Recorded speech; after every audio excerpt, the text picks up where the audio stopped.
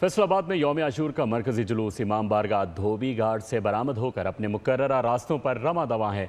मजीद जानते हैं गुलाम दस्तगीर से। जी गुलाम दस्तगीर, आगाह कीजिएगा। जी बिल्कुल, यौम आशूर का मरकजी जुलूस इमाम बारगाह धोबी घाट से बरामद हो के अपने मुकर्ररा रास्तों पर रवां दवा है। जुलूस बुआना बाज़ार से दाखिल होकर चौक घंटाघर पहुंचेगा, घंटाघर से वहां पर गोल बाज़ार में जाएगा, गोल बाज़ार से दोबारा जो है चौक घंटाघर पहुंचेगा और उसके बाद जो है अपना वापसी का रास्ता अख्तियार करते हुए अमीपुर बाज़ार से निकलते हुए जो है दोबारा कोतवाली रोड से होता हुआ नमाज मगरब के वक्त जो है वो इमाम बारगाह धोबी घाट पहुँच के इख्तिताम पजीर होगा।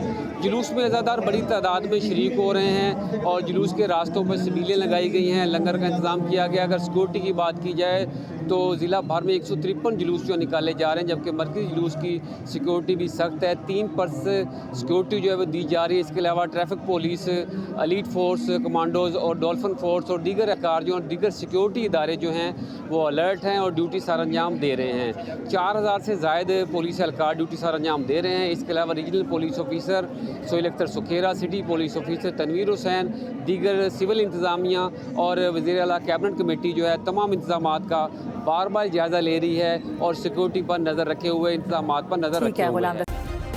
सब्सक्राइब करें और बेल दबाएं ताकि कोई खबर रह न जाए।